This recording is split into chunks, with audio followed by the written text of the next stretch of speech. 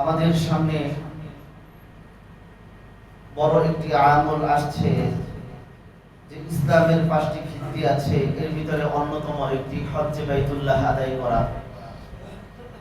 এটি হলো আমাদের সামনে অনেক বড় একটি ইবাদত।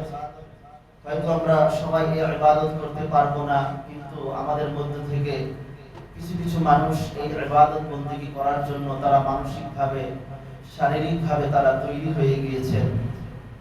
আর আমরা এতটুকু আশাবাদী, যারা তৈরি হয়েছেন তাদের যে দোয়া, আল্লাহ রাব্বুল আলামিন তাদের এই দোয়ার উসিলায় আমাদেরকেও কল্যাণে সাধিত করবেন এবং তাদের এই বরকত আল্লাহ রাব্বুল আলামিন আমাদেরকেও আচ্ছাদিত করে দিবেন এবং তাদের দোয়ার উসিলায় আল্লাহ রাব্বুল আলামিন আমাদেরকে হজ্জে বাইতুল্লাহ আদায় করার তৌফিক দান করবেন। মুহতারাম হাজিরিন, তাহলে হজ শব্দটি, এটির শাব্দিক অর্থ কি? শাব্দিক অর্থ হলো ইচ্ছা করা। হজ শব্দের পারিভাষিক অর্থ হলো মহান আল্লাহ রাব্বুল আলামিনের সান্নিধ্য অর্জনের জন্য নির্দিষ্ট সময় নির্দিষ্ট কিছু কার্যাবলী সম্পাদনের মাধ্যমে বাইতুল্লাহ শরীফ জিয়ারত করার নাম হলো হজ বাইতুল্লাহ।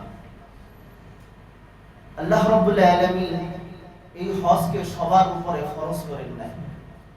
আল্লাহ রাব্বুল আলামিন এই হজ্জে বাইতুল্লাহ যাদেরকে আল্লাহ রাব্বুল আলামিন সামর্থ্য দান করেছেন তাদের উপরে আল্লাহ রাব্বুল আলামিন হজ্জে বাইতুল্লাহকে ফরজ করেছেন। যেমন সূরা আলে ইমরানের ৯৭ নম্বর আয়াত, এই আয়াতের মধ্যে আল্লাহ রাব্বুল আলামিন বলেন, ওয়ালিল্লাহি আলান নাসি হিজ্জুল বাইতি মান ইসতাতাআ ইলাইহি সাবিলা ওয়া মান কাফারা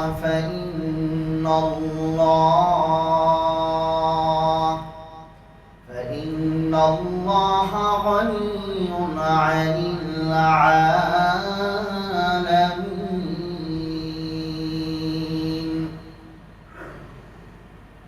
আর আল্লাহ রাব্বুল আলামিন মানুষের উপরে আবশ্যক করে দিয়েছেন, যাদেরকে আল্লাহ রাব্বুল আলামিন সামর্থ্য দান করেছেন তাদের উপরে আবশ্যক হলো হজ্জে বাইতুল্লাহ আদায় করা। যারা এটাকে অস্বীকার করে আল্লাহ রাব্বুল আলামিন বলেন, আমি এই বিশ্ব থেকে আমি নির্মুখাপেক্ষী। যারা এটাকে অস্বীকার করে এতে আমার কিছু যায় আসে না, বরং যারা এটা অস্বীকার করে তাদের ক্ষতি এটা বয়ে আনবে। কথা বলেন ঠিক কিনা? এই জন্য আল্লাহ রাব্বুল আলামিন হযরত ইব্রাহিম আলাইহিস সালাতু ওয়াস সালামকে আদেশ করলেন, ও ইব্রাহিম, তুমি একটা ইবাদতের জন্য একটা ঘর তৈরি করো। আল্লাহর নির্দেশক্রমে, আল্লাহর নির্দেশে ইব্রাহিম আলাইহিস সালাতু ওয়াস সালাম এই কাবা ঘরটা তিনি নির্মাণ করলেন। নির্মাণ করার পর আল্লাহ রাব্বুল আলামিন তাকে এই আদেশ করলেন, সূরাতুল হজ্জের ২৭ নম্বর আয়াতের মধ্যে আল্লাহ রাব্বুল আলামিন বলেন, ওয়াআযিন ফিন-নাস বিল-হজ্জি ইয়াতুকা রিজালান ওয়া আলা কুল্লি দামিরিন ইয়াতিনা মিন কুল্লি ফাজ্জিন আমিক। আল্লাহ রাব্বুল আলামিন বললেন, ইব্রাহিম, তুমি মানুষের মাঝে হজের বিষয়টা এলান করে দাও। ইব্রাহিম আলাইহিস সালাতু ওয়াস সালাম বললেন, আল্লাহ, আমি যদি মানুষের মাঝে হজের এলান করি আমার আওয়াজ কতদূর পর্যন্ত যাবে? সবাই তো আমার এই এলান শুনতে পারবে না। আল্লাহ রাব্বুল আলামিন বললেন, ইব্রাহিম রে, তুমি শুধু এলান করো, মানুষের কানে কানে পৌঁছে দেওয়ার দায়িত্বটা হলো আমার। আল্লাহু আকবার। ইব্রাহিম আলাইহিস সালাতু ওয়াস সালাম দাঁড়িয়ে গেলেন। এবার তিনি এলান করলেন, ও সকল, ও দুনিয়ার মানুষ, আমি আল্লাহ রাব্বুল আলামিনের নির্দেশে একটা ঘর বানিয়েছি ইবাদতের জন্য, কাবা ঘর। এটাকে তোমরা হজ করার জন্য আসো। আমি তোমাদেরকে আহ্বান করছি, তোমরা এই ঘরটা তাওয়াফের জন্য আসো, হজ করার জন্য আসো। আল্লাহ রাব্বুল আলামিন কি কুদরত, আল্লাহ রাব্বুল আলামিনের কি কুদরত। ইব্রাহিম আলাইহিস সালাতু ওয়াস সালাম এই কথাটা বলা মাত্র তাফসীরের কিতাবের মধ্যে এসেছে পৃথিবীর মাঝে যত পাহাড় ছিল সব পাহাড়গুলো নিচু হয়ে গিয়েছে।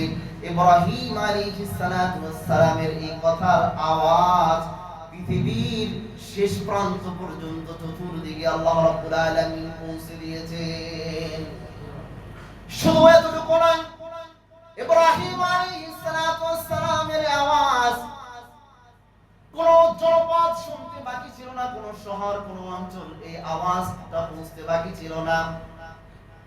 এমনকি পৃথিবীর প্রতিটি মানুষের কানে কানে এই আওয়াজ, এই দাওয়াতটা পৌঁছে গিয়েছে। শুধু এতটুকু নয়, তাফসীরের কিতাবের মধ্যে এসেছে যত গর্ভজাত যত সন্তান ছিল তাদের কানেও আল্লাহ পৌঁছে দিয়েছেন। এমনকি কিয়ামত পর্যন্ত যত মানুষ আসবে তাদের কানেও ইব্রাহিমের এই দাওয়াত পৌঁছে দিয়েছেন। সুবহানাল্লাহ। এবার যারা ইব্রাহিম আলাইহিস সালাতু ওয়াস সালামের এই দাওয়াত শোনা মাত্র যখন যারা বলেছে লাব্বাইক আল্লাহুম্মা লাব্বাইক, যে একবার বলেছে লাব্বাইক আল্লাহুম্মা লাব্বাইক, সে ওই ঘরে তার জীবদ্দশায় কমপক্ষে একবার যাবে। আর যে একাধিকবার বলেছে লাব্বাইক আল্লাহুম্মা লাব্বাইক, সে একাধিকবার ওই ঘরে তার মরণের আগ পর্যন্ত জিতেই থাকবে। সুবহানাল্লাহ। এই জন্য দেখবে অনেক টাকা পয়সাওয়ালা অনেক ব্যক্তি আছে কিন্তু তারা হজ করতে পারে না। টাকা থাকলেই কিন্তু মানুষ হজ করতে পারে না। অনেক গরিব মানুষ আছে তারাও কিন্তু হজ করতে পারে। এটা হলো তাদের তকদীরের ফয়সালা। ওই যে ইব্রাহিম আলাইহিস সালাতু ওয়াস সালামের দাওয়াতের সারা তারা এইভাবে দিয়েছে, আর আল্লাহ রাব্বুল আলামিন তার জীবদ্দশায় আল্লাহর এই ঘর পর্যন্ত তাকে পৌঁছে দিয়েছেন। পৃথিবীর মধ্যে যত জায়গা আছে, পৃথিবীর মধ্যে যত শান্তিময় শহর আছে, মানুষ শান্তি খোঁজে। আল্লাহ রাব্বুল আলামিন বলেন এই পৃথিবীর মধ্যে যত জায়গা আছে সবথেকে বড় শান্তিময় জায়গা হলো মক্কা নগরী। সুবহানাল্লাহ। পৃথিবীর মধ্যে সবথেকে বড় শান্তিময় জায়গা হলো মক্কা মদিনা। আপনি যাবেন, আপনার হতাশা নিয়ে আপনি যাবেন, এই শান্তিময় জায়গায় যাবেন, দেখবেন আপনার হতাশা দূর হয়ে যাবে। আপনার মনে অনেক কষ্ট, কষ্ট নিয়ে আপনি ওই জায়গায় যাবেন ইবাদতের জন্য, দেখবেন আপনার কষ্ট সব দূর হয়ে যাবে। যারা গিয়েছে তাদেরকে জিজ্ঞাসা করবেন যে ভাই আপনি যে ওইখানে 40 দিন 45 দিন আপনি এখানে ছিলেন, এখানে দিনগুলো আপনার কেমন লেগেছে? ওই ব্যক্তি বলতে বাধ্য হবে আমি আমার জীবনের ভিতরে যত জায়গাগুলো আমি কাটিয়েছি সব থেকে আমার ভালো দিনগুলো ওই জায়গায় আমার কেটেছে। সুবহানাল্লাহ। তাকে আবার জিজ্ঞাসা করবেন আপনি কি চান, তিনি একটা কথা বলবেন যে আমি আবার ওই জায়গা আবার যেতে চাই। কথা বলেন ঠিক কিনা? যারা হজ করে আসে তাদের এমন বক্তব্য থাকে কিনা? যারা উমরা করে আসে তাদের এমন বক্তব্য থাকে কিনা ইনশাআল্লাহ আবার যাব? কেউ এই কথা বলবে না অনেক কষ্ট হয়েছে আর যাব না, এই কথা কেউ বলে না। এটা আমাদের বানানো কথা না, এটা আল্লাহ রাব্বুল আলামিন স্বয়ং কোরআনুল কারীমের মধ্যে এটা বলে দিয়েছেন যে পৃথিবীর মধ্যে সব থেকে বড় শান্তিময় জায়গা হলো পবিত্র মক্কা নগরী। আর এই শান্তিময় জায়গায় মানুষ কিভাবে আসবে? আল্লাহ রাব্বুল আলামিন বলেন ওয়াআযিন ফিন নাস বিল হজ, ইব্রাহিম তুমি মানুষের মাঝে তুমি এলান করে দাও ইয়াতুকা রিজালান ওয়া আলা কুল্লি দাবিরি ইয়াতিনা মিন কুল্লি ফাজ্জিন আমিক, তারা তোমার কাছে আসবে, তোমার ডাকে সাড়া দিবে, পায়ে হেঁটে উটের পিঠে চড়ে দূর দূরান্ত পথ পাড়ি দিয়ে তারা তোমার এই ডাকে সাড়া দিবে। কেন দিবেন? তার কারণ হলো এটা হলো একটা শান্তিময় শহর। সূরাতুল বাকারার 126 নম্বর আয়াতের মধ্যে আল্লাহ রাব্বুল আলামিন বলেন ওয়া ইয ক্বালা ইব্রাহিম রাব্বি ইজআল হাযা বালাদা, যখন ইব্রাহিম আলাইহিস সালাতু ওয়াস সালাম বললেন ও আমার রব আপনি এই শহরটাকে আপনি কবুল করেন, এই শহরটাকে আপনি বানান আমিনার নিরাপত্তার শহর, শান্তির শহর হিসাবে আপনি বানান। সুবহানাল্লাহ। তাহলে মক্কা নগরী যে নিরাপত্তার শহর, শান্তির শহর, এটা কার দোয়ার ফসল? জোরে বলেন। আমাদের জাতির পিতা ইব্রাহিম আলাইহিস সালাতু ওয়াস সালামের দোয়ার ফসল। কার ফসল এটা? আমাদের জাতির পিতা ইব্রাহিম আলাইহিস সালাতু ওয়াস সালামের দোয়ার ফসল। তিনি কি দোয়া করেছেন? আরো ওয়ারযুক আহলাহু মিনাস সামারাত মান আমানা মিনহুম বিল্লাহি ওয়াল ইয়াউমিল আখির। আয় আল্লাহ, তার অধিবাসী যারা আছে আল্লাহ, ওখানে যারা বসবাস করবে আল্লাহ, যারা আপনার প্রতি ঈমান আনবে, যারা আখিরাতের প্রতি যারা ঈমান আনবে আল্লাহ, তাদেরকে আপনি ফল ফলাদির রিজিক আল্লাহ প্রশস্ত করে দেন। সুবহানাল্লাহ। এটা আমাদের জাতির পিতা ইব্রাহিম আলাইহিস সালাতু ওয়াস সালামের দোয়ার ফসল। এটা এই জন্য বাইতুল্লাহ শরীফ তাওয়াফ করার নির্দেশ, এটা কার নির্দেশ? জোরে বলেন। আল্লাহর নির্দেশ। সূরাতুল হজ্জের 29 নম্বর আয়াত, এই আয়াতের মধ্যে আল্লাহ রাব্বুল আলামিন বলেন, সুম্মা লিয়াকদু তাফাতাহুম ওয়ালিয়ুফু নুযুরাহুম ওয়ালিয়াতাওয়াফু বিল বাইতিল আতীক। আল্লাহ রাব্বুল আলামিন বলেন, অতঃপর তারা যেন পরিষ্কার পরিচ্ছন্ন হয়ে তাদের মান্যত সমূহকে পূরণ করে এবং তারা যেন প্রাচীন ঘরের তাওয়াফ করে। সুবহানাল্লাহ। এবং এই বাইতুল্লাহ শরীফ যখন মানুষ হজ করতে যাবে, তাওয়াফ করতে যাবে, তখন তাদের আরেকটা নির্দেশ আল্লাহ রাব্বুল আলামিন বলেন যে তারা সাফা মারওয়া যে পাহাড় আছে এটাকে তারা সাই করবে। সূরাতুল বাকারার 158 নম্বর আয়াত, এই আয়াতের মধ্যে আল্লাহ রাব্বুল আলামিন বলেন, ইন্নাস সাফা ওয়াল মারওয়াতা মিন শাআইরিল্লাহ। নিশ্চয়ই সাফা এবং মারওয়া এই দুটো আল্লাহ রাব্বুল আলামিনের নিদর্শন সমূহের মধ্যে থেকে অন্যতম একটি। সুবহানাল্লাহ। তাহলে আমাদের জীবনের সর্বক্ষেত্রে আমরা কার আনুগত্য করব? জোরে বলেন। আল্লাহ। কার আনুগত্য করতে হবে? আল্লাহ রাব্বুল আলামিনের আনুগত্য করতে হবে। আর আল্লাহ রাব্বুল আলামিনের আনুগত্য করার নামই হলো ইসলাম। আমরা তো ভাই আসলে মুসলমান, আমরা মুখে আমরা দাবি করি মুসলমান, কাজকর্মের ক্ষেত্রে কিন্তু আমাদের মুসলমানিত্ব আমাদের মাঝে নেই।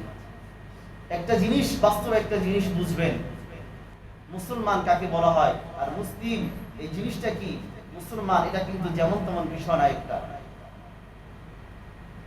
মুসলমান তো ওই ব্যক্তিকে বলা হয় যিনি কোরআনুল কারীমের পুঙ্খানুপুঙ্খ অনুসরণ করবেন, সেটা যেমন বিশ্বাস স্থাপন করবেন, আবার ওটাকে বাস্তবে সেটাকে পরিণত করবেন। এটার নামই হলো মুসলিম। এটার নাম কি? জোরে বলেন। মুসলিম। কিন্তু আজকে কি আমরা মুসলিম বলে আমরা দাবি করি, কিন্তু আমাদের মধ্যে কিন্তু সেই মুসলমানদের যে আদর্শ থাকা দরকার সেটা কিন্তু আজকের আমাদের মাঝে নেই। সেটা কিন্তু আজকের আমাদের মাঝে নেই। এটা যে একজন মুমিন আর একজন মুসলমানের মাঝে পার্থক্য কি? মুমিন এটা অন্তরের সাথে সম্পর্কিত বিষয়। আমি আল্লাহ রাব্বুল আলামিনকে বিশ্বাস করি। মুমিনের যে সূরাত এটা বাহ্যিকভাবে প্রদর্শনের বিষয় নয়, এটা অন্তরের সাথে সম্পর্কিত বিষয়। যে আমি কোরআনকে বিশ্বাস করি, সব আমি অন্তর দিয়ে এটা বিশ্বাস করলাম। আমি নবীর সুন্নাহকে আমি বিশ্বাস করি, অন্তর দিয়ে আমি বিশ্বাস করলাম, আমি মুমিন। কিন্তু একজন মুসলমান সেটা অন্তরের বিশ্বাসের সাথে সাথে বাহ্যিকভাবে সেটাকে প্রদর্শন করবে, এটার নামই হলো মুসলমান। কিন্তু আমরা বাহ্যিকের সাথে আমাদের ইসলামের কোনো মিল নাই, এরপরও কিন্তু আমরা মুসলমান বলে আমরা দাবি করে বসে আছি। কথা বলেন ঠিক কিনা? অথচ বাস্তব দুনিয়ার হাইসিয়তে, দুনিয়ার দৃষ্টিতে যদি আপনি তাকান, একজন ডাক্তারের ঘরে জন্ম নিলেই যদি সে যদি দাবি করতে পারে যে আমি ডাক্তার, আমি ডাক্তারের ছেলে ডাক্তার, এই দাবিটা যেমন তার অনর্থক হবে। একজন ইঞ্জিনিয়ারের ঘরে একজন সন্তান জন্ম নিলে সে যদি বলে আমি ইঞ্জিনিয়ারের ঘরে জন্মগ্রহণ করি সুতরাং আমি একজন ইঞ্জিনিয়ার, এই দাবিটা যেমন অনর্থক হবে, অনুরূপভাবে আমার সাথে ইসলামের সাথে কোনো সম্পর্ক নাই, আমার সাথে নামাজের কোনো সম্পর্ক নাই, আমার সাথে রোজার কোনো সম্পর্ক নাই, আমার সাথে কোরআনের সাথে কোনো সম্পর্ক নাই, আমি মুসলমানের ঘরে জন্ম নিয়েছি আর আমি বলবো যে আমি মুসলমান, আমি মুসলমান, এই দাবিটাও আমাদের অযৌক্তিক। কথা বলেন ঠিক কিনা? এটা ঠিক বললেও ঠিক, না বললেও ঠিক, এটাই হওয়া উচিত। এটা তাহলে আমাদের করণীয় কি? ইসলামের এই গণ্ডির মধ্যে আমাদের চলে আসা, নবীজি সাল্লাল্লাহু আলাইহি ওয়াসাল্লামের সুন্নাহের মাঝে এটা চলে আসা, আর এটার মাঝেই আমাদের সফলতা। তাই জীবনের সর্বক্ষেত্রে কার আনুগত্য করতে হবে? আল্লাহর আনুগত্য করতে হবে। এটার নামই হলো ইসলাম। আর এই আনুগত্য 5টি প্রতিক্রিয়ার মাধ্যমে সংগঠিত হয়। কয়টি প্রতিক্রিয়া জোরে বলেন? 5টি প্রতিক্রিয়ার মাধ্যমে এটা সংগঠিত হয়। যেমন 1 নাম্বার, মৌখিকভাবে আল্লাহ রাব্বুল আলামিনের আনুগত্য স্বীকারের যে প্রতিক্রিয়াটা, যে প্রতীক, সেটা হলো কালিমা। যেমন লা ইলাহা ইল্লাল্লাহু মুহাম্মাদুর রাসূলুল্লাহ, লা ইলাহা ইল্লাল্লাহ, যে আল্লাহ ছাড়া কোনো ইলাহ নাই, আল্লাহ রাব্বুল আলামিন ছাড়া কোনো মাবুদ নাই। মুহাম্মাদুর রাসূলুল্লাহ, মুহাম্মদ সাল্লাল্লাহু আলাইহি সাল্লাম আল্লাহ তাআলার রাসূল। আবার আমি সাক্ষ্য দিচ্ছি, আশহাদু আল্লা ইলাহা ইল্লাল্লাহ, আমি সাক্ষ্য দিচ্ছি আল্লাহ রাব্বুল আলামিন এক, অদ্বিতীয়, আল্লাহ রাব্বুল আলামিনের কোনো শরীক নেই। ওয়া আশহাদু আন্না মুহাম্মাদান আবদুহু ওয়া রাসূলুহু, এবং আমি আরো সাক্ষ্য দিচ্ছি আল্লাহ রাসূল সাল্লাল্লাহু আলাইহি ওয়াসাল্লাম আল্লাহ তাআলার বান্দা এবং তার রাসূল। তাহলে এইগুলো আমি কিসের মাধ্যমে দিচ্ছি? মুখের মাধ্যমে, আনুগত্যের মাধ্যমে এগুলো আমি দিচ্ছি। আর আনুগত্যের মাধ্যমে এটার প্রতিক্রিয়াটা আমি জানাচ্ছি কিসের মাধ্যমে? কালিমার মাধ্যমে। কিসের মাধ্যমে জোরে বলেন? কালিমার মাধ্যমে। দ্বিতীয় নাম্বার, কাজের মাধ্যমে আল্লাহ রাব্বুল আলামিনের আনুগত্যের প্রতীকটা, সেটা কি? কাজের মাধ্যমে আমি আল্লাহ রাব্বুল আলামিনের আনুগত্য প্রকাশ করছি। যে আমি আল্লাহকে বলছি, আল্লাহ আমি যে শুধু তোমাকে মৌখিকভাবেই তোমাকে আমি প্রভু বলে আমি স্বীকার করলাম, তোমার নবীকে শেষ নবী শুধু আমি মৌখিকভাবেই আমি ক্ষান্ত হই নাই, আল্লাহ এটাকে আমি কাজেও আমি তোমার এই প্রতীকটা আমি দেখাচ্ছি, কাজের মাধ্যমে সেটাকে আমি পরিণত করলাম আমি একজন মুসলমান। সেটা কি? সেটা হলো নামাজ। সেটা কি জোরে বলেন? নামাজ। কিন্তু আমরা কি সবাই নামাজ পড়ি? হ্যাঁ, তাহলে আমি কিভাবে আমি মুসলমান হলাম? আপনি ফজরের নামাজ পড়েন না, একজন মুসলমান ফজরের নামাজ না পড়ে কিভাবে থাকতে পারে? সে মুসলমান কিভাবে হয়? একজন মুসলমানের ঘরে তার সন্তান, সে কিভাবে ফজরের নামাজ পড়ে থাকতে পারে? আমি ফজরের নামাজ পড়ি না, জোহরের নামাজ পড়ি না, আসরের নামাজ পড়ি না, মাগরিব পড়ি না, এশার নামাজ পড়ি না, আমি মুসলমান আমি কিভাবে হলাম? আমি আল্লাহর আনুগত্য আমি কিভাবে আমি স্বীকার করলাম? কাজের মাধ্যমে আল্লাহর আনুগত্য আমি কি দেখালাম আল্লাহ রাব্বুল আলামিনকে, অথচ আমি মিথ্যা দাবি করে আমি বসে আছি আমি মুসলমান। তাহলে আমাদের নামাজ পড়তে হবে। নামাজ পড়বো তো ইনশাআল্লাহ। যে যেখানে থাকি, যে কর্মব্যস্ততায় থাকি না কেন, আমি নামাজ পড়ে নিব সময় মতো, আমি জামাতের সাথে নামাজ আদায় করবো ইনশাআল্লাহ। এরপরে সম্পদ খরচের মাধ্যমে আল্লাহ রাব্বুল আলামিনের আনুগত্য আমরা প্রকাশ করি। আর সম্পদ খরচের মাধ্যমে আল্লাহ রাব্বুল আলামিনের আনুগত্য স্বীকার করার একটা প্রতীক, সেটা হলো যাকাত। সেটা কি জোরে বলেন? যাকাত। আমাদের মাঝে বহুত এমন কোটিপতিওয়ালা লোক আছেন যারা ঠিকভাবে তারা যাকাত আদায় করেন না, অথচ তিনি মুসলমান দাবি করে বসে আছেন, কিন্তু তার এই সম্পদের যে যাকাত আসে, যাকাত তারা আদায় করে না। যাকাত বা কিভাবে আদায় করবেন? তার সম্পদ যেটা আসে, আয়ের উৎস, সেটাও তার সম্পূর্ণটা হারাম থেকে, অথচ সে একজন মুসলমান। আজকের তো মুসলমান ঘরে ঘরে সুদখোর, ঘুষখোর, সুদখোর, এটা আজকে ঘরে ঘরে। আল্লাহর নবী সাল্লাল্লাহু আলাইহি ওয়াসাল্লাম বলেছেন, শেষ জমানায় এমন একটা জমানা আসবে যে জমানায় মানুষ সুদ খাবে, ঘুষ খাবে, মদ খাবে, বিভিন্ন নাম পরিবর্তন করে। আর এখন মানুষ সুদ খায়, ইন্টারেস্ট ব্যবহার করে, শব্দ ব্যবহার করে। কথা বলেন ঠিক কিনা? এখন মানুষ সুদখোরকে সুদখোর বললে ভালো, মানে সে অনেক খারাপ লাগে তার কাছে, সে এতে খুব মাইন্ড করে। কিন্তু তাকে যদি বলে আপনি কি এই মাসের ইন্টারেস্টটা পেয়েছেন, তাহলে হ্যাঁ পেয়েছি, প্রতি মাসেই আমি পাই, তাহলে উনি ইন্টারেস্ট খেতে খুব আনন্দ বোধ করেন। সুদ খেতে খুব উনি বললে, সুদখোর বললে উনি কষ্ট পান। সুদখোর বললে কষ্ট কেন আসবে তার মনে? সে তো সুদ খাচ্ছে। একজন ঘুষখোর, সে ঘুষ খাচ্ছে, তাই ঘুষখোর যদি তাকে বলি, তাকে সম্বোধন করি, তাকে কষ্ট কেন আসবে? আজকে আপনি কষ্ট পান, কিন্তু আপনার আমলনামাটা যখন নবীর কাছে যায়, আল্লাহ রাব্বুল আলামিনের কাছে যায়, আল্লাহ রাব্বুল আলামিন কষ্ট পান। যে আপনি ব্যাংক থেকে এই আপনি সুদ খাচ্ছেন, আর এখন তো ইন্টারেস্ট, এটা তো এটা, আর এখন এর চেয়ে তো আরো বড় শব্দ, ধোকার শব্দ মুনাফা ব্যবহার করা হয়। কি শব্দ ব্যবহার করে জোরে বলেন? মুনাফা। আর আমাদের এমন একটা আমাদের খাসলাত, আমাদের অভ্যাস তৈরি হয়ে গেছে, কোন জিনিসের শুরুতে যদি ইসলামী নামটা আমরা ব্যবহার করি তাহলে মনে করি সব জায়েজ। ইসলামিক টিভি, ইসলামিক ছবি, ইসলামিক নাটক, ইসলামিক গজল, যা হবে ইসলামিক শব্দটা লাগলেই হয়েছে। এখন তো গজল হয় বাজনা আকারে, নাম দিয়েছে কি ইসলামিক গজল। আমি মনে করি এটা শোনা খুব ইসলামিক শব্দ আছে না, তার মানে সব জায়েজ।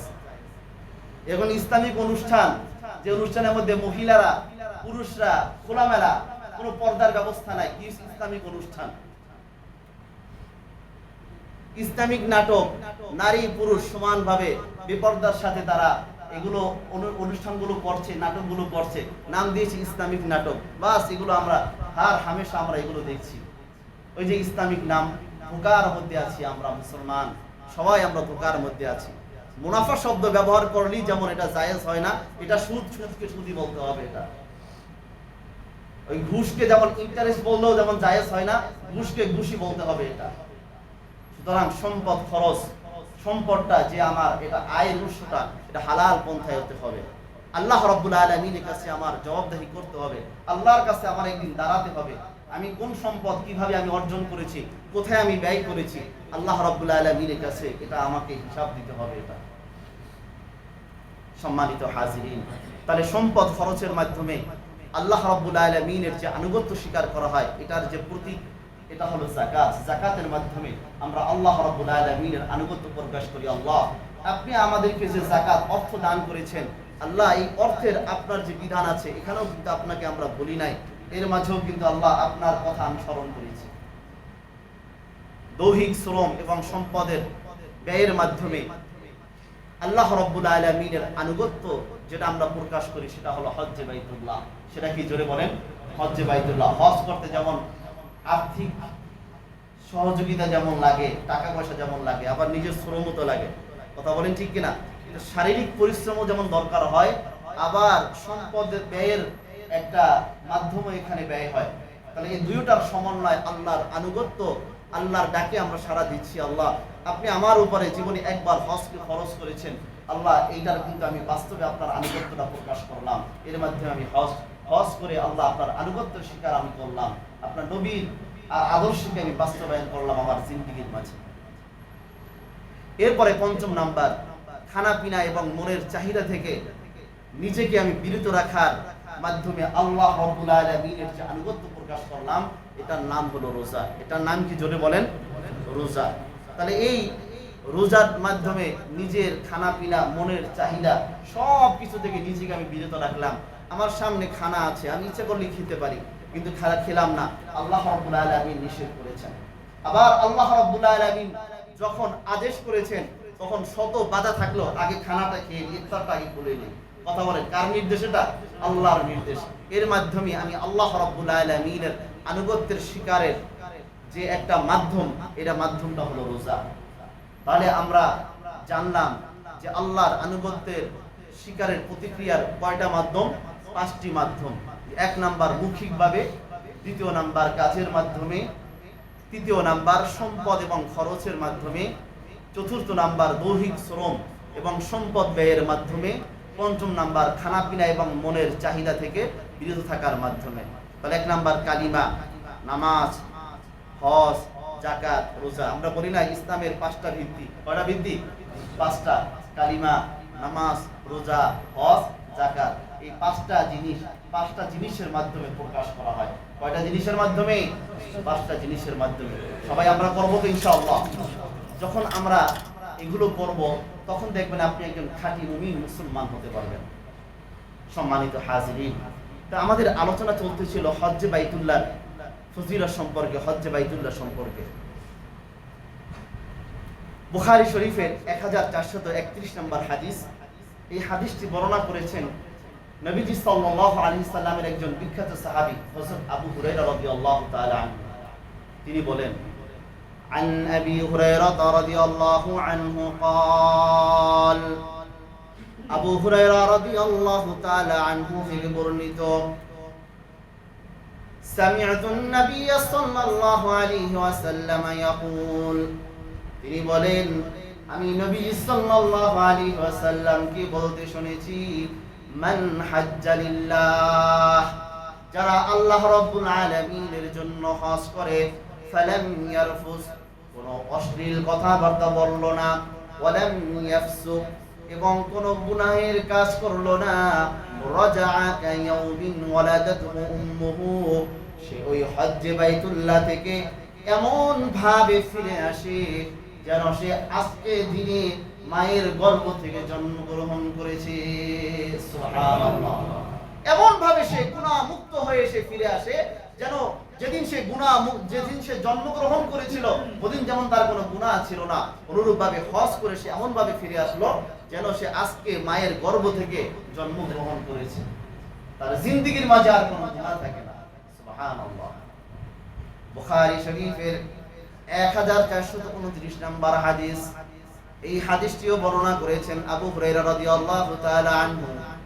عن أبي هريرة رضي الله عنه قال, আবু হুরায়রা রাদিয়াল্লাহু তাআলা আনহু থেকে বর্ণিত, তিনি বলেন, সুইলান নবী সাল্লাল্লাহু আলাইহি ওয়াসাল্লাম, আল্লাহর নবী সাল্লাল্লাহু আলাইহি ওয়াসাল্লামকে একবার জিজ্ঞাসা করা হলো, আইয়ুল আ'মালি আফদল, ইয়া রাসূলুল্লাহ, কোন আমল সবথেকে বড় উত্তম?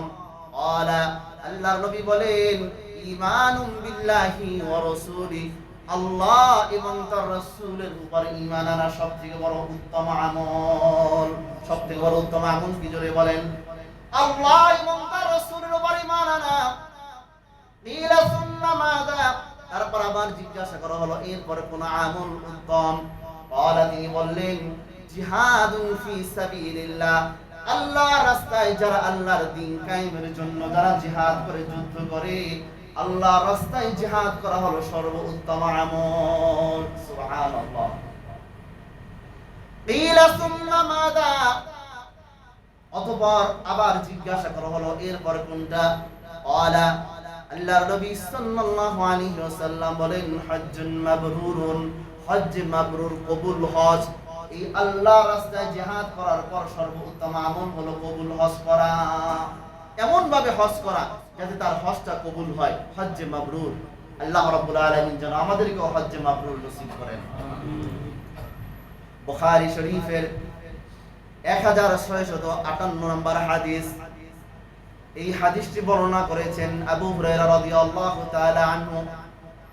عن أبي هريرة رضي الله عنه أن رسول الله صلى الله عليه وسلم, আবু হুরায়রা রাদিয়াল্লাহু তাআলা আনহু থেকে বর্ণিত যে রাসূলুল্লাহ সাল্লাল্লাহু আলাইহি ওয়াসাল্লাম বলেছেন, আল উমরাতু ইলা আল উমরাতি কাফারাতুন লিমা বাইনাহুমা, এক উমরা করা আর এক উমরার মধ্যবর্তী যত সময় আছে, এই সময়গুলোর মধ্যে যত গুনাহ আছে সমস্ত গুনাহের কাফারা স্বরূপ। সুবহানাল্লাহ। ওয়াল হাজ্জুল মাবরুর, আর হজ্জ মাবরুর, লাইসা লাহু জাযাউন ইল্লাল জান্নাহ, যারা হজ্জ মাবরুর করবে, কবুল হজ যারা আদায় করতে পারবে, আল্লাহ রাব্বুল আলামিন বলেন তাদের প্রতিদান হলো একমাত্র জান্নাত। সুবহানাল্লাহ। তাহলে জান্নাত পাওয়ার একটা মাধ্যম হলো হজ্জ মাবরুর জিন্দেগীর মাঝে নসিব হওয়া। হজ এবং তাওয়াফকারী যারা আছে এদের কেমন ফজিলত?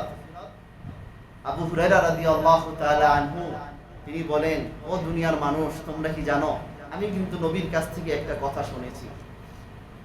বলে দুনিয়ার মাঝে কিছু মানুষ আছে যারা আল্লাহর প্রতিনিধি, আল্লাহর মেহমান। জোরে বলেন সুবহানাল্লাহ। তারা কারা? عن أبي هريرة رضي الله عنه عن النبي صلى الله عليه وسلم قال, আবু হুরায়রা রাদিয়াল্লাহু তাআলা আনহু থেকে বর্ণিত, তিনি বলেন, নবীজি সাল্লাল্লাহু আলাইহি ওয়াসাল্লাম থেকে বর্ণনা করেন, قال, তিনি বলেন, আল হাজ্জ ওয়াল উম্মার ওয়াফদুল্লাহ, যারা হজকারী যারা আছে এবং উমরাকারী যারা আছে তারা হলো আল্লাহর প্রতিনিধি, আল্লাহর মেহমান। সুবহানাল্লাহ। ইন দাউহু আজাবাহুম, যদি তারা কারো জন্য দোয়া করে আল্লাহ রাব্বুল আলামিন আলামিন তাদের দোয়ায় সাড়া দেন। ওয়া ইন ইস্তাগফারুহু গফারা লাহুম, আর যদি তারা কারোর জন্য যদি ক্ষমা চায় আল্লাহ রাব্বুল আলামিন তাদেরকে maaf করে দেন। সুবহানাল্লাহ। তাহলে এই হজ করা কত বড় ফজিলতের বিষয়। এই জন্য হজের উদ্দেশ্যে যারা বের হবে, হজের উদ্দেশ্যে বের হওয়ার কি ফজিলত, এই হাদিসটিও বর্ণনা করেছেন আবু হুরায়রা রাদিয়াল্লাহু তাআলা আনহু। عن أبي هريرة رضي الله عنه قال, আবু হুরায়রা রাদিয়াল্লাহু তাআলা আনহু থেকে বর্ণিত, তিনি বলেন قال رسول الله صلى الله عليه وسلم, আল্লাহ রাসূল সাল্লাল্লাহু আলাইহি ওয়াসাল্লাম বলেন, মান খরাজা হাজ্জান আও মু'তামিরান, যারা হজ করার উদ্দেশ্যে যারা বের হলো অথবা উমরা করার উদ্দেশ্যে বের হলো, আও গাজিয়ান অথবা যুদ্ধ করার উদ্দেশ্যে যারা বের হলো, সুম্মা মাতা ফি তরিকিহি, অতঃপর সে জায়গা মতো যেতে পারে নাই, পথের মাঝে সে মৃত্যুবরণ করেছে, কাতাবাল্লাহু লাহু আজরাল গাজি ওয়াল হাজি ওয়াল মু'তামিরি, আল্লাহ রাব্বুল আলামিন তার উপরে এত পরিমাণে খুশি হন যে একজন যুদ্ধরত মুজাহিদের আমলনামায় যে সওয়াব হয়, একজন হাজির আমলনামায় যে সওয়াব হয়, একজন উমরাকারীর আমলনামায় যে সওয়াব হয়, সব আমল আল্লাহ রাব্বুল আলামিনের মৃত ব্যক্তির আমলনামায় দিয়ে দেন। আরেকটি হাদিস বর্ণনা করেন আম্মা জান আয়েশা সিদ্দিকা রাদিয়াল্লাহু তাআলা আনহা, আন আয়েশা قالت, আম্মা জান আয়েশা সিদ্দিকা রাদিয়াল্লাহু তাআলা আনহা থেকে বর্ণিত, তিনি বলেন, ইয়া রাসূলুল্লাহ নারাল জিহাদ আফদালুল আমাল, ও আল্লাহর রাসূল, আমরা আপনার বিভিন্ন কথার মাধ্যমে তো আমরা বুঝলাম জিহাদ করা হলো সর্বোত্তম আমল, আফালা নুজাহিদু, তাহলে আমরা কি জিহাদ করব না? ক্বালা ওয়ালাকিন, ক্বালা লাকিন আফদালুল জিহাদ, এক হাদিসের মধ্যে আল্লাহর নবী বললেন, ও আয়েশা, না না, কিন্তু আফদালুল জিহাদি হজ্জুন মাবরুরুন, তিনি বললেন কিছু কিছু সময় সর্বোত্তম জিহাদ হলো হজ্জে মাবরুর আদায় করা, হজ্জে মাবরুর আদায় করা। আল্লাহর নবী কোন এক হাদিসের মধ্যে এটাও বলেছেন, হজ্জে মাবরুর আদায় করা। তাহলে এই হজ করা এটা যে কত বড় একটা ফজিলতের বিষয়, কত বড় এই হজ আদায় করা একটা গুরুত্বপূর্ণ বিষয়। সম্মানিত হাজিরিন, তাহলে এই হজ যারা আদায় করবে না, আল্লাহর নবী সাল্লাল্লাহু আলাইহি ওয়াসাল্লাম তাদের ব্যাপারে কি বলেন, হজ না করার কি শাস্তি? قال النبي صلى الله عليه وسلم, আল্লাহ রাসূল সাল্লাল্লাহু আলাইহি ওয়াসাল্লাম বলেন, মান আতাকাল হাজ্জা, যাকে আল্লাহ রাব্বুল আলামিন হজের সামর্থ্য দান করেছেন, ফালাম ইয়াহুজ্জা, অতঃপর সে হজ করলো না, ফাসাওয়াউন আলাইহি মাতা ইয়াহুদিয়ান আও নাসরানিয়ান, আল্লাহর নবী সাল্লাল্লাহু আলাইহি ওয়াসাল্লাম বলেন, ওই ব্যক্তির ব্যাপারে আমার কোনো পরোয়া নেই, ওই ব্যক্তির ব্যাপারে আমার কোনো দায়িত্ব নেই, সে ইহুদি হয়ে মরুক অথবা নাসারা হয়ে মরুক। নাউযুবিল্লাহ। সহিহ ইবনে হিব্বানের মধ্যে আছে হাদিসে কুদসি, এটি আল্লাহ রাব্বুল আলামিন বলেন, আমি যাকে দৈহিক সুস্থতা দান করেছি, শারীরিক সুস্থতা যাকে আমি আল্লাহ রাব্বুল আলামিন দান করেছি, আর্থিক প্রাচুর্য আমি আল্লাহ রাব্বুল আলামিন যাকে দিয়েছি, অতঃপর সে ঘড়িমসি করে সে 5 বছর অতিবাহিত করলো, অথচ সে আমার দিকে হজ পালন করার জন্য, আমার ঘর তাওয়াফ করার জন্য, আমার হজ্জে বাইতুল্লাহ আদায় করার জন্য সে আগমন করলো না, সে অবশ্যই একজন পৃথিবীর মাঝে একজন বঞ্চিত ব্যক্তি। নাউযুবিল্লাহ। তাহলে এই হজ আদায় না করা এটা কত বড় একটা জঘন্যতম গুনাহ, কত বড় মারাত্মক গুনাহ এটি। আল্লাহর নবী সাল্লাল্লাহু আলাইহি ওয়াসাল্লাম বলেন, যার উপরে হজ ফরজ কিন্তু সে হজ করলো না, তার ইসলামের মাঝে তার কোনো অংশীদারিত্ব নেই, অর্থাৎ সে মুসলমান না। মুহতারাম হাজিরিন, তাহলে এখন আমরা জানবো যে হজ ফরজ, কাদের উপরে হজ ফরজ, হজ ফরজ হওয়ার জন্য কি কি শর্ত আছে। হজ ফরজ এটা 2 ধরনের শর্ত আছে, যে পুরুষ মহিলারা সবার জন্য যে শর্তগুলো প্রযোজ্য, আবার কিছু মহিলাদের জন্য কিছু বাড়তি শর্ত আছে শুধু মহিলাদের জন্য প্রযোজ্য। যেমন পুরুষ মহিলা সবার জন্য যে শর্তগুলো প্রযোজ্য, হজকারী তিনি বালিগ হতে হবে, নাবালিগ যিনি তার উপরে হজ নেই।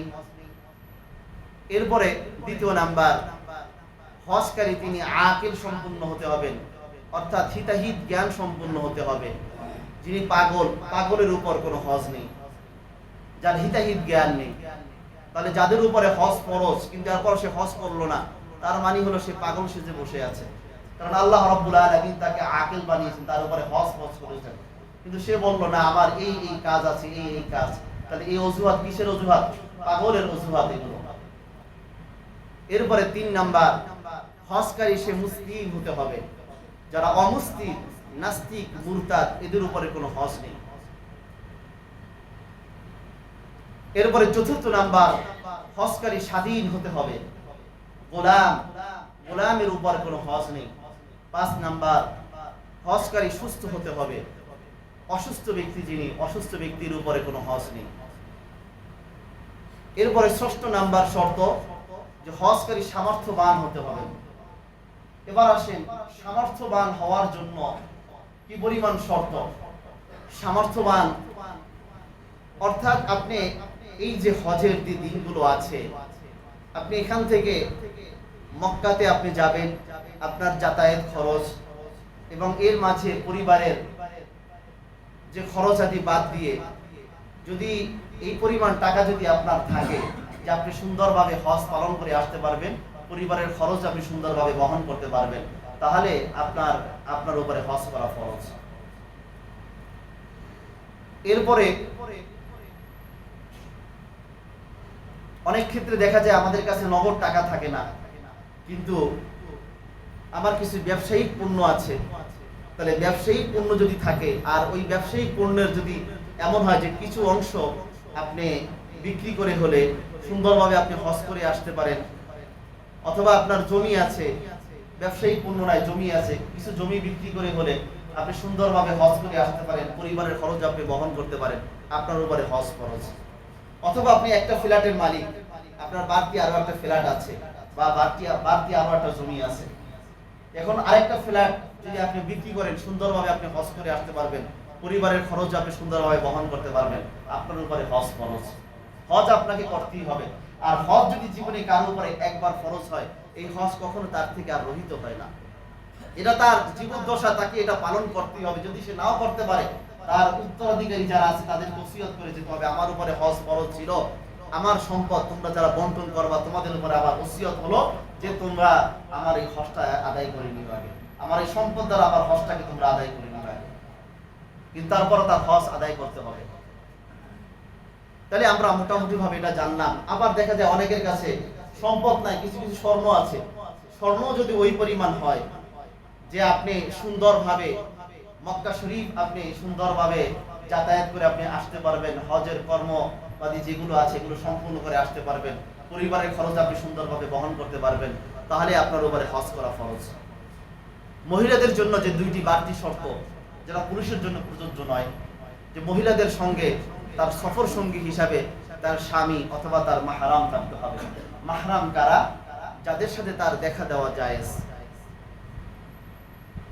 এই সমস্ত পুরুষ লোক থাকতে হবে। আর 2 নম্বর শর্ত, মহিলা তালাকপ্রাপ্ত বা মৃত্যুর ইদ্যত পালনরত অবস্থায় না হতে হবে। তালাকের ইদ্যত অথবা মৃত্যুর যে ইদ্যত পালন করতে হয় মৃত্যুর স্বামীর মৃত্যুর পরে, এই ইদ্যতরত পালনরত অবস্থায় না হতে হবে। তাহলে এই সকল শর্তগুলো যদি কারো মাঝে পাওয়া যায় তাহলে তার উপরে হজ করা ফরজ।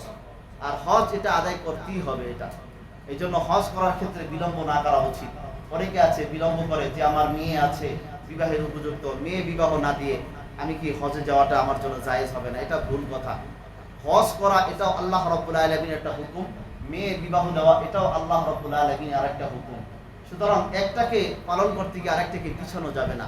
আপনি হজ করবেন, আল্লাহ রাব্বুল আলামিন তাদের তকদিরে যখন বিবাহের ফয়সালা করবেন তখন সেটা হবে। আবার অনেকে আছে হজ বিলম্ব করে যে মা বাবাকে হজ না করিয়ে সন্তানের হজ করলে এটা জায়েজ হবে না। মা বাবাকে হজ করানো এটা মুস্তাহাব একটা আমল, আর আর আপনার উপরে হজ ফরজ, এটা হলো একটা ফরজ আমল।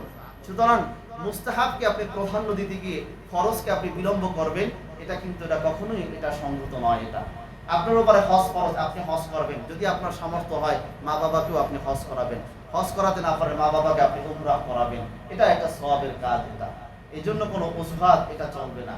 আবার দেখা যায় অনেক মহিলারা আছে যাদের উপরে অনেক সম্পদের মালিক, তাদের উপরেও কিন্তু হজ ফরজ। এই জন্য যে যে যার অবস্থান থেকে আমরা হজ করার আমরা চেষ্টা করি। আল্লাহ রাব্বুল আলামিন যেন আমাদেরকে হজ্জে মাবরুর নসিব করেন, কবুল হজ নসিব করেন।